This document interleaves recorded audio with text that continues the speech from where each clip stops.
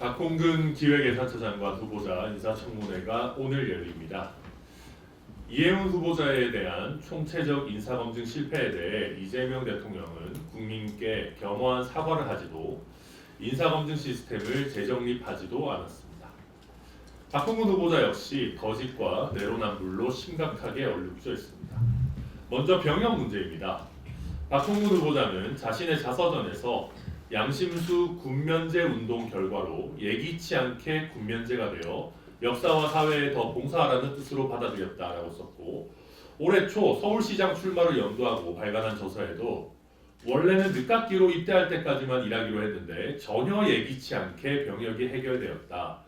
생각지도 못한 법의 적용으로 그 문제가 해결되자 나는 그것을 역사와 사회에 더욱 봉사하라는 뜻으로 새겼다라고 썼습니다. 그런데 천하람 의원실이 박홍근 후보자에게 양심수 군 문제 해결을 위한 모임에서 활동했는지 묻자 박홍근 후보자는 모임에 참석한 적이 있는 것으로 기억합니다 라고 답변했습니다. 본인이 양심수 군면제 모임에 참석해놓고 전혀 예기치 않게 병력이 해결되었다라고 국민들께 거짓말을 한 것입니다. 심지어는 거센 사회적 비판을 받았던 연예인들과 유사하게 본인이 면제를 받을 때까지 여러 차례 병역 연기를 반복했고 결국 병역 면제를 받았습니다. 병역 문제는 우리 국민들의 영린입니다. 최근에는 병역 자원 부족 현상으로 인해 10명 중 9명은 현역병으로 입대하고 있습니다. 아픈 사람도 끌고 가는 군대는 전투력 저하, 부대 관리 부담 가중, 군내 사고 및 부적응 문제 증가 등의 문제가 발생하고 사회적 공정성과 형평성 논란을 야기하고 있습니다. 이런 상황에서 병역 문제로 국민들께 거짓말하는 장관 후보, 국민 눈높이에서 장관 자격 없습니다. 다음으로 논문 표절 문제입니다.